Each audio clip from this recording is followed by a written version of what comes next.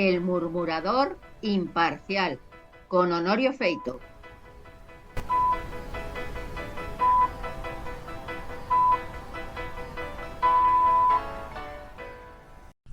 Buenas tardes. Es jueves 12 de marzo de 2026. Hace años, tal día como hoy, estábamos en Oviedo, en la librería Cervantes, para presentar la novela Frente Norte, de la que es autor Carlos González Alonso.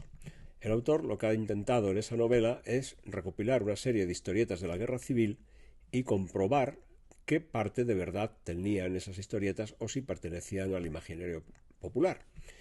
Al término de la presentación, en el que tuve el gusto y el placer de presentar a mi amigo, Carlos, el autor, un espectador se levantó para hacerme una pregunta. ¿Cuándo la Iglesia Católica iba a pedir perdón al Estado por los desmanes causados históricamente? Entendí que la pregunta era como ese guante reversible que se puede dar la vuelta y que nos vale para todas las ocasiones, y le espeté la misma pregunta pero en el sentido contrario. ¿Cuándo el Estado español va a pedir perdón a la Iglesia Católica y a lo que representa, que no solamente son los obispos y los sacerdotes, sino también las personas que trabajan, los que están en Cáritas, los que vamos a misa todos los domingos, etcétera? ¿Cuándo iban a pedir perdón el Estado a la Iglesia por las persecuciones y las agresiones sufridas a lo largo de la historia? Es verdad que los estados son creaciones relativamente modernas. La Iglesia es mucho más antigua. Pero le remití al Señor una breve explicación de algunas de las cosas ocurridas durante el siglo XIX y durante el siglo XX. Y no podemos evitar apelar a estas cosas ocurridas. Por ejemplo, en el siglo XIX, cuando entra la segunda oleada de liberales, que son los del año 20, los de la Revolución de Riego, empiezan a tener ya no las tímidas acciones que habían tenido los del año 12, sino ya un poco más agresivos, y sacan una ley de monacales que prohibía aquellos establecimientos religiosos que tuvieran menos de 14 personas. Bueno, una vez que pasa este periodo liberal, que acabó como el Rosario de la Aurora, viene la década ominosa, se muere Fernando VII y empieza el periodo constituyente. El primero de los secretarios del despacho de Estado o presidentes del gobierno fue Francisco Martínez de la Rosa. Estuvo desde enero del 34 hasta junio del 35.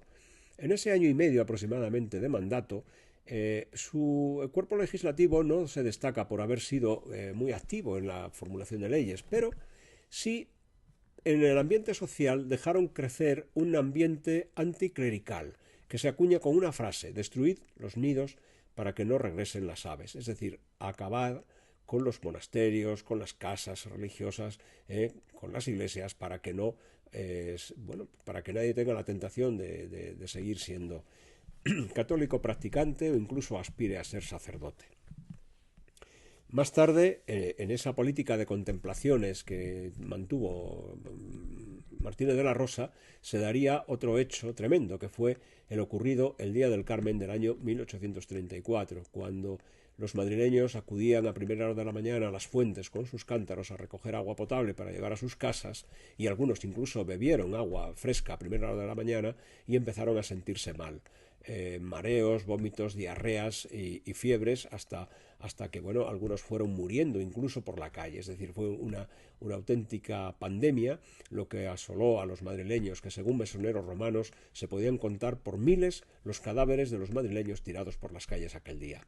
Desde primeras horas de la mañana, curiosamente, se hizo correr la voz entre el vecindario madrileño que los culpables de lo que estaba ocurriendo eran los frailes, porque habían envenenado las fuentes. Se organizaron en turbas, acudieron a los conventos, asaltaron los conventos, agredieron a los frailes y a los religiosos, mataron a muchos y hubo muchos heridos, y mientras tanto el gobierno de Martínez de la Rosa miraba para otro lado sin sacar la policía a la calle, la policía, el ejército a la calle, a tomar control de la situación y a pacificar aquel desaguisado. Años más tarde sería el propio Martínez de la Rosa el que confesaría a don Pedro José Pidal, diputado por Asturias y hombre conservador y muy religioso, que sería el artífice de la firma del Concordato de 1851, él junto a su cuñado Alejandro Mon, pues le confesaría que aquella jornada estuvo manipulada, dirigida y alentada por la masonería. Empezamos a entender muchas cosas. A Martínez de la Rosa le seguiría el gobierno del conde de Toreno, que apenas estuvo 6 meses. En esos 6 meses poco hizo el conde de Toreno, pero hizo dos cosas importantes. Una, la expulsión de los jesuitas, decretar la expulsión de los jesuitas, y la segunda, sacar una ley que prohibía todos aquellos centros religiosos que tuvieran menos de 12 frailes. Al gobierno del conde de Toreno le seguiría el gobierno de Mendizábal. De Mendizábal hay que destacar dos cosas: la ley de desamortización de los bienes religiosos, que fue un auténtico fiasco, como luego se ha demostrado, y la supresión del diezmo, otro fiasco o todavía más grande, porque el diezmo no era cobrar el 10%, el diezmo tenía un código para recaudar dinero, era un impuesto efectivamente que cobraba la Iglesia Católica, pero del dinero que se obtenía del diezmo, se mantenía el culto, se sostenía el clero, se pagaba, por ejemplo, la cultura, se pagaba la beneficencia, se pagaban un montón de cosas y se revertía al Estado central, es decir, a la hacienda pública, del orden de 64 millones de reales. Hay algunos historiadores que creen que el dejar de percibir el diezmo habría podido costarle al Estado en aquel momento unos 200 millones de reales por el impacto que tuvo. Es decir, no solamente lo que dejas de percibir, sino lo que te tienes que gastar para atender las cosas que atendía aquel impuesto. Evidentemente no atendió, a partir de ese momento, no atendió a los religiosos, que unos 30.000 religiosos que había en España quedaron totalmente desamparados y desprovistos de cualquier ayuda humanitaria, en la pura indigencia. No solamente fueron los conservadores los que criticaron aquello, sino que el obispo de Málaga, que era liberal, Valentín Ortigosa, en una sesión en el Senado, puso las cosas claras cuando dijo que la ley de supresión del diezmo había dejado en la calle a muchos religiosos que habían quedado en la indigencia pura.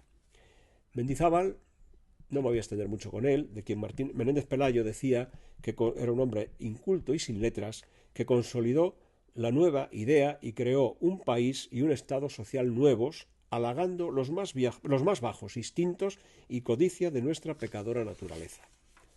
Si diéramos un salto en la historia y nos plantáramos en la Segunda República, en los meses previos a la Guerra Civil, apelaríamos a una intervención de José María Gil Robles, líder del partido de derechas, la CEDA, Confederación Española de Derechas Autónomas, que el 16 de junio de 1936 en las Cortes dio lectura a unos datos escalofriantes que todo el mundo conoce, donde habla de la destrucción absoluta y total de 160 iglesias, 250 asaltos a templos, incendios sofocados, destrozos e intentos de asalto, 269 personas fallecidas por estos desmanes, 1.287 heridos, 215 agresiones personales frustradas o cuyas consecuencias no constan, 138 ataques, 23 tentativas de atraco. ¿Para qué seguir? Es una larga lista. Evidentemente, él no sabía, porque todavía no nos había dado el tema, que en ese periodo también se iban a consumar los más de 6.000 y pico asesinatos de religiosos y religiosas, la persecución sistemática a todo lo que tuviera que ver con la religión católica, el fusilamiento, por ejemplo, del Cristo de aquí cerca de Madrid, del Cerro de los Ángeles, las escenas de la profanación de los cadáveres de las monjas, es decir, toda la cantidad de sinvergonzadas que pudieron haber realizado en aquellos tiempos, a la hora de pedir perdón. Si damos otro salto en la historia, nos plantamos ahora. Y como la historia, he dicho antes que era como un guante reversible, ahora parece que la alta jerarquía de la Iglesia está en connivencia con el demonio, porque se trata de resignificar el Valle de los Caídos. No sabemos qué oscuros intereses, podemos sospecharlo, se esconde en ese acuerdo que parece ser que existe entre el obispo Cobo y el ministro Bolaños. Pero resignificar el valle es acabar con el valle. Si eso lo hacen con un templo, un lugar de oración, un lugar sagrado, donde la gente no va a encontrar referencias de la guerra civil, sino que va a encontrar la paz de los españoles avenidos a acabar con las heridas, pues podemos pensar qué van a hacer con todo lo demás. El gobierno de Pedro Sánchez, igual que el de Zapatero, se han dedicado a reabrir las heridas. Las heridas es difícil cerrarlas, pero muy fácil abrirlas. Algún día, no sé quién, la jerarquía eclesiástica, el Papa, Algunos políticos tendrán que explicar a los españoles, pero claro, los españoles estamos hartos de que los políticos hagan y deshagan a su antojo y nadie les explique nada. Buenas tardes y buen fin de semana.